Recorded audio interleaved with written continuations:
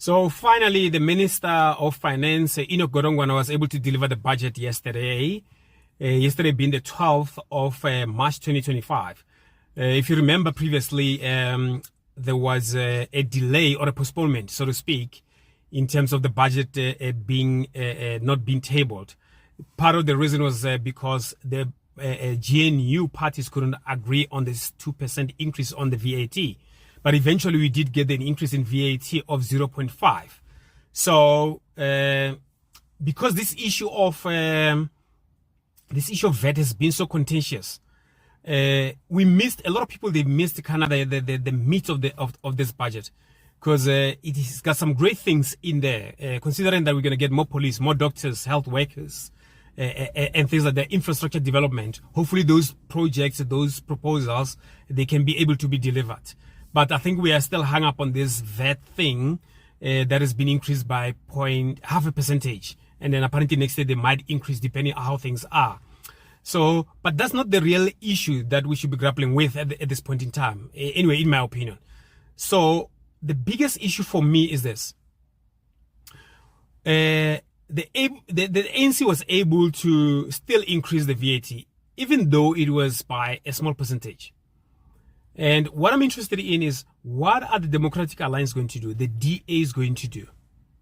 You know, they've been protesting about the Bella Act. They protested about the expropriation of land, bills. They complained about so many things that the ANC was pushing through these things. And they always threatened that they'll do something. Now, they've been in opposition towards the VAT. So, what are they going to do now? That's the question that I'm interested in, you know. And by the way, something very interesting is that the ANC doesn't have the numbers to pass this budget. This is just a proposal by the minister. So they're still gonna go through the finance committees in Parliament and the National Council of Provinces as well. So there's still a lot of process, and eventually the Parliament needs to adopt this. And the EFF has already said, like, they're not interested in this. The DA already said they're not interested in this. The DA, they want a quid pro quo, a deal, so to speak. They're like, no, if the ANC give them certain concessions on the expropriation bill, then they might let go of this thing. So the VAT is probably not a big thing for them, so to speak.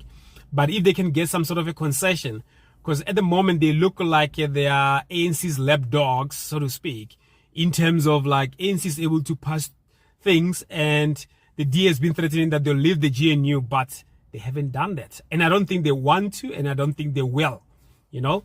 So I'm interested in what the Democratic Alliance is going to do. And I'm interested also in the ANC. What is the end game here? How are you going to get the numbers for you to be able to pass this budget? Because eventually you want it to pass.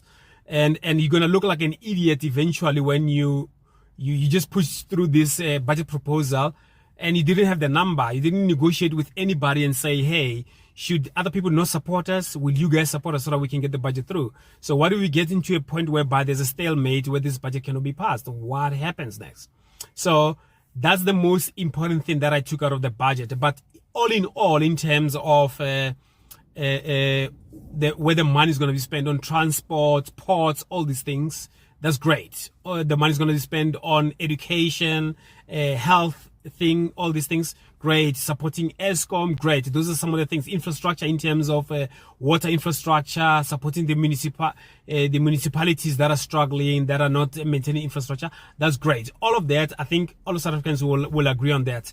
And the one of the biggest things that as South Africans we eventually need to talk about is the issue of these grants. Because South Africa now, we're spending almost over 200 billion that has been allocated or proposed for this particular budget on grants. So it's something that we need to look at. It's unsustainable. It is not good for the country to be spending so much money on welfare while we could be doing certain other things. The reason we're running short of it, we're having a deficit now in terms of why the Minister of Finance wanted to raise, or is raising the VAT, is proposed that the VAT to be raised, is simply because the 350 rand that has been given to people during COVID, because a lot of businesses were closed, people don't have any money and things like that. So that's another thing that it needs to be. We need to look at as South Africa, man. I don't think it's great. We need to find solutions, creative solutions, so that people can get off these government welfare, where government spends a huge chunk of the money on government welfare. That's undesirable.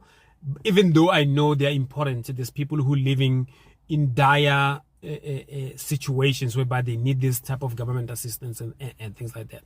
But that's something that we need to look to talk about as a country, about this welfare state that we are building at the moment. So let me know what you think. Let me know what you think the DA is going to do or what they're not going to do. Let's share some of your thoughts in the comments and let me know what you think. Thanks for tuning in. Hope to see you again on the next video. Thank you. Bye-bye.